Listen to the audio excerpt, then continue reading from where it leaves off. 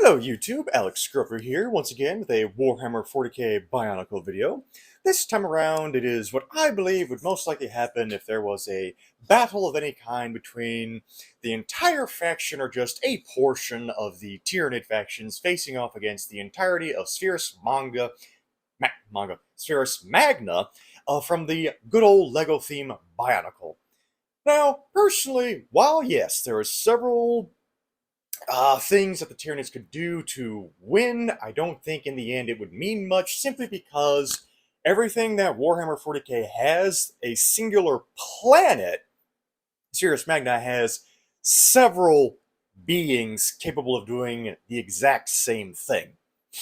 The only thing that the Bionicles as a whole don't have is proper artillery, and quite frankly, when you have beings that can control weather patterns, cause random thunderstorms, tornadoes, fires, volcanoes to do whatever.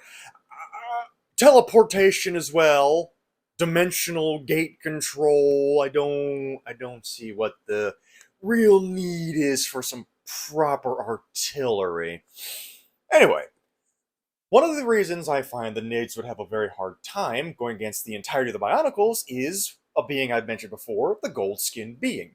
As I've stated before, the gold-skinned being is a creature that is able to basically make dreams a reality. So, someone wanted a world, a whole universe, the gold-skinned being would be able to do that sort of thing because he did it before.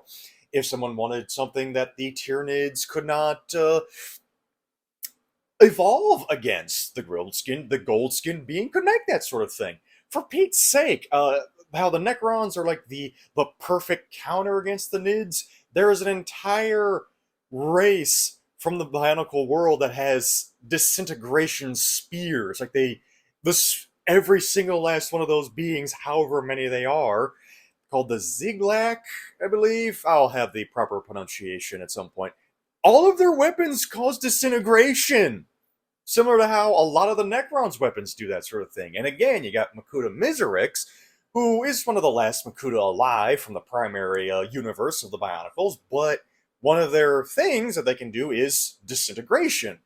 Then there's the Shadow one, who has disintegration beams. So, like how there's laser eyes and laser vision and heat vision, the Shadowed one has disintegration vision. And of course, my favorite thing to mention as another very good counter against the Nids would be the Mask of Life. It is a sentient mask that can drain life or force something to go in reverse in terms of its evolution, which it did to a Makuta called Icarex. The Mask of Life, seeing that it would be in danger and all the work it put into it is threatened, would absolutely join the fight against the Nids, which are wholly organic and life-filled, therefore completely, no matter what, susceptible to the Mask of Life. And since none of the beings are connected to the warp in the Bionicle universe, they don't have to worry about the little shadow effect that the Nids have when it comes to the warp. They can just use regular old nature.